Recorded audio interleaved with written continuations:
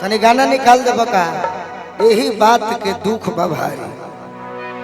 अब ओकरा मिलबे ना करी।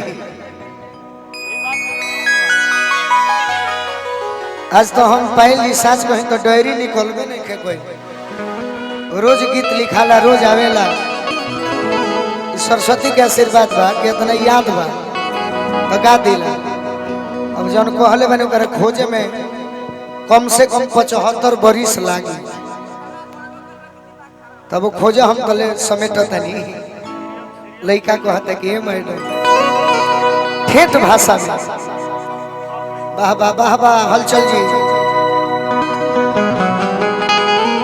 ई घमंडिया लड़की खाती बा यही बात के दुख भारी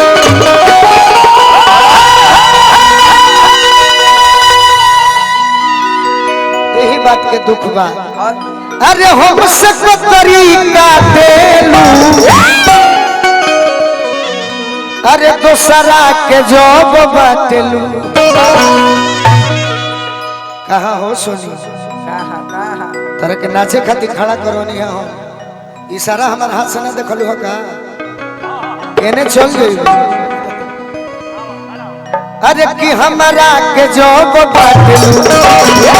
हमारा के जॉब दूसरा के जॉब डाटेलू अरे हमारा के काहे डाटेलू दूसरा के जॉब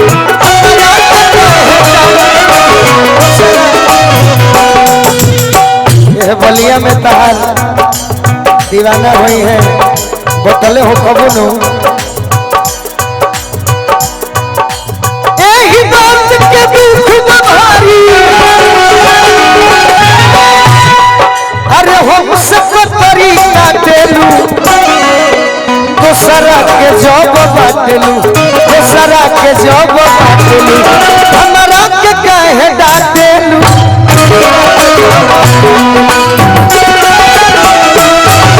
दूसरा के जॉब बाटेलू हमारा के काहे डाटेलू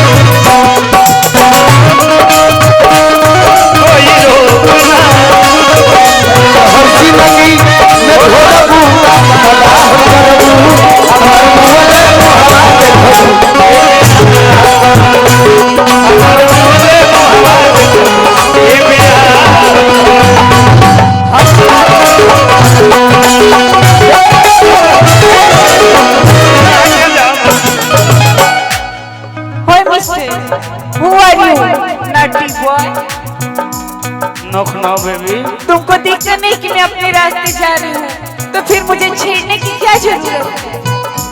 Oh no, baby. Mind your language थोड़ा संभाल करके चला करो समझे ना इधर उधर मत देखो मैं जब अपने रास्ते जा रही हूँ तो क्या जरूरत है मेरे ऊपर फूल फेंकने की इडियट। हमारा दूसरा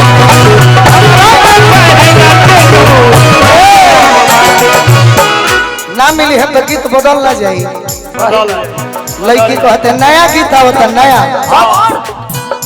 एगो लड़की अपना यार से कहती है रे लवे पूर्वारी घुमुटी रे मचलुआ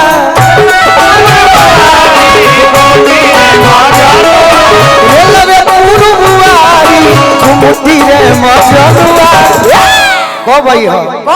अरे कि मिले आई हो होई जब छुट्टी है मचलुआ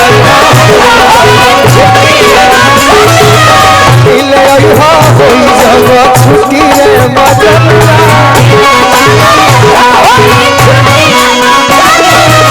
लवे पूर्वारी घुमुटी रे मचलुआ अरे लवे पूर्वारी घुमुटी रे मचलुआ मिले आई हो होई जब छुट्टी रे मचलुआ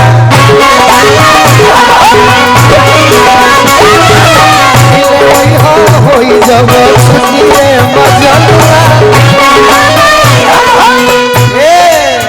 खाली शब्द सुने के बाद लड़की को हतिया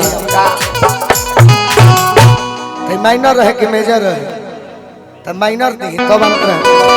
लड़की को हत्या